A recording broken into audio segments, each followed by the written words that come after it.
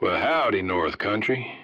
This is Ray Haddix, your displaced southern bumpkin, rolling with you on WJMK AM 1250, coming to you from Bay City. Your faithful companion from the crackle of dawn till the coffee runs out. It's another sticky August morning out there, and the sun's already as mean as my first ex-wife.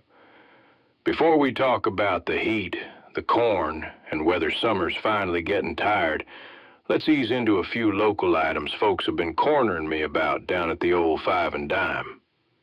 First up, that midday scuffle at the Slurpin' Burp up in Griswold earlier this month. I've heard more versions of that story than there are flavors of Otter Pops, but the official word from authorities says it was a personal dispute that boiled over. A couple folks got hurt.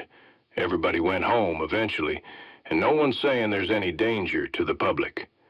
Inspectors did their rounds, and the place is already slinging hash browns again. Now, some heavy news from out by the Rourke Dairy in Griswold.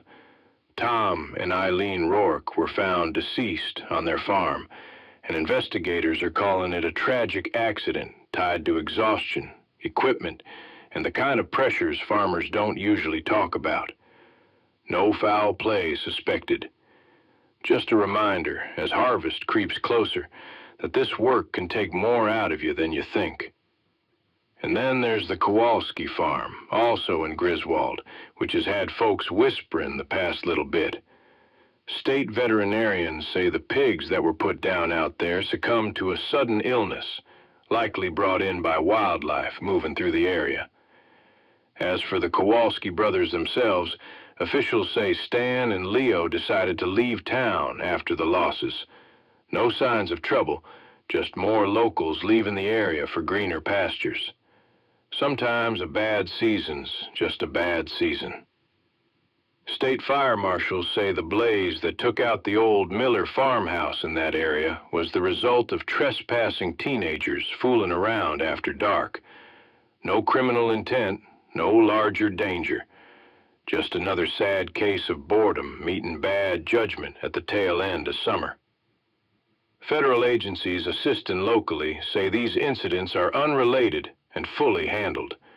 No patterns, no cause for alarm, and certainly nothing that should spoil the last good weeks of summer. All right, don't go anywhere.